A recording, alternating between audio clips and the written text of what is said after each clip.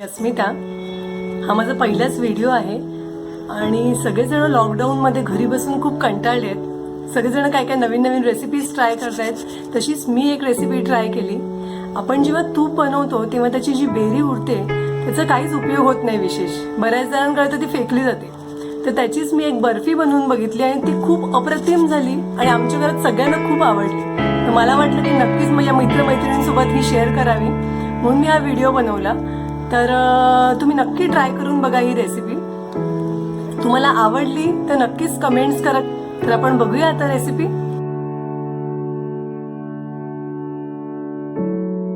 पाऊण वाटी दूध घेतलंय, अर्धी वाटी बेसन घेतलंय, पाऊण वाटी बेरी घेतली आहे, काही ड्रायफ्रुट्स घेतले आणि मी पाव चमचा वेलची पावडर घेतलेली आहे आणि एका ट्रेला मी तूप लावून ग्रीस करून घेतले आहे.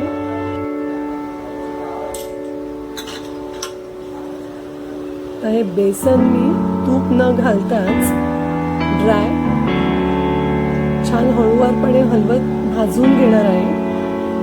आपल्याला गॅस अगदीच बारीक ठेवायचा आहे आणि खमंग भाजून घ्यायचं आहे. बेसन छान सुगंध येईपर्यंत आपल्याला भाजून घ्यायचं आहे. बेसन आपण कंटिन्युअस हलवत राहणार आहे. जर आपण तसंच ठेवलं तर ते एखादा भाग त्याचा जळू शकतो. म्हणून आपण कंटिन्युअस हलवत राहायचं आहे.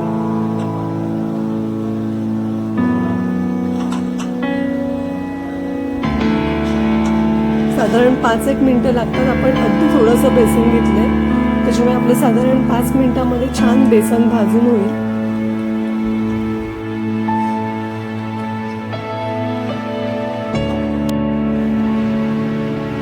आता हे छान खमंग भाजलं गेलंय. आमच्या घरात सगळीकडे छान सुगंध सुटलाय. याचा कलर पण चेंज झालाय. आता मी एका प्लेटमध्ये काढून घेते. आपल्याला हीच कढई पुन्हा वापरायची आपल्या पुढच्या प्रोसिजरसाठी.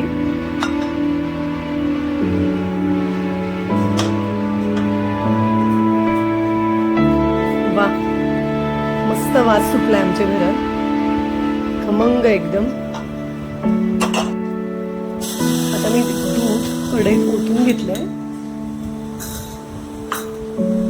दुधाला चांगली उकळी येईपर्यंत आपण थांबायचंय आणि मग त्याच्यामध्ये आपल्याला बेरी टाकायची आहे. आणि हो, मगाशी साहित्य सांगताना मी साखर सांगायला विसरली होती. तर आपल्याला जेवढा पण पाऊण वाटी बेरी घेतली तर इथे मी अर्धा वाटीपेक्षा थोडी कमी साखर वापरली आहे. जर साखर कमी जास्त गोड हवं असेल तशी आपण ॲडजस्ट करू शकतो. तर मी बेरी टाकून घेते.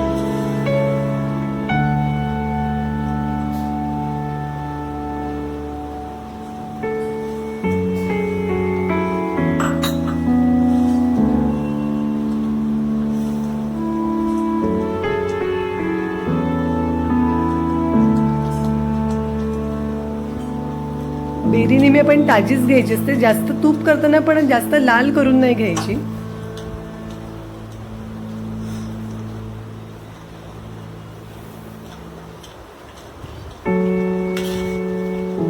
तर साखर टाकून घेऊया आपण.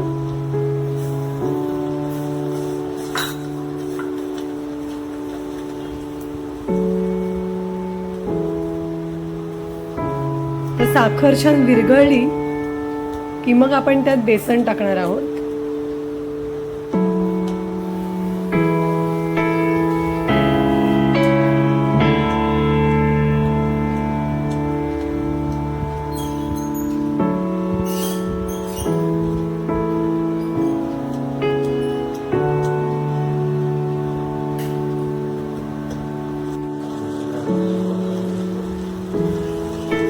आता साखर छान विरघळली आहे. त्यात बेसन टाकून घेते. आता आपल्याला कंटिन्युअस त्याला हलवत राहायचंय.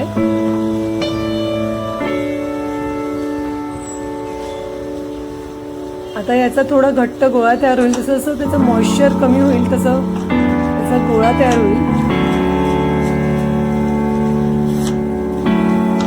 आपण वेलची पावडर टाकून घेऊया.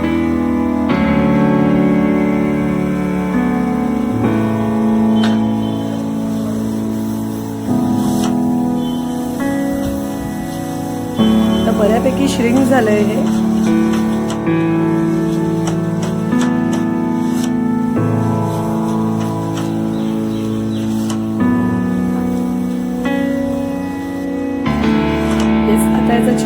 गोळा झालेला आहे. पण त्यात थोडे ड्रायफ्रुट्स टाकूया. एवढं श्रिंक व्हायला साधारण मला 5 मिनिटं लागले. मी कंटिन्यू 5 ते 7 मिनिट हलवत होती.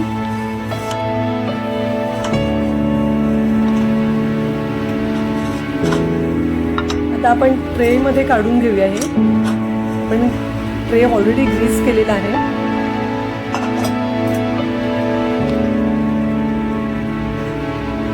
ॲक्च्युली ट्रे खूप मोठा झाला आहे आणि वडी थोडीशी छोटीच होणार आहे. मी अर्ध्याच पार्टवरती सेट करून घेते आता.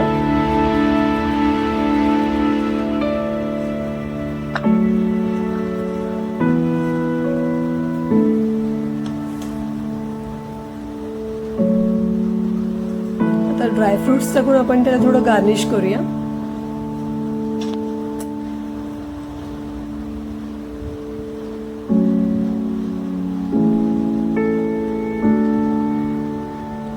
आता ही थंड झाल्यावरच आपल्याला करून घ्यायची. साधारण अर्धा ते पाऊण तास लागतो ही अगदी गार व्हायला.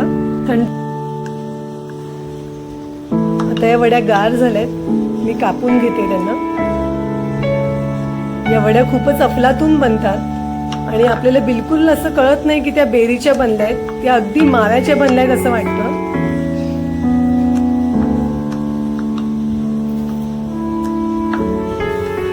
आपण त्यांना त्या डिश मध्ये काढून घेऊया.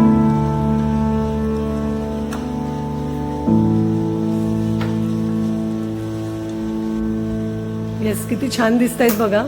जर तुम्हाला माझ्या या व्हिडिओ आवडला तर नक्कीच आपल्या मित्रमैत्रिणींसोबत शेअर करा आणि आपल्या प्रतिक्रिया मला कमेंटद्वारे कळवा.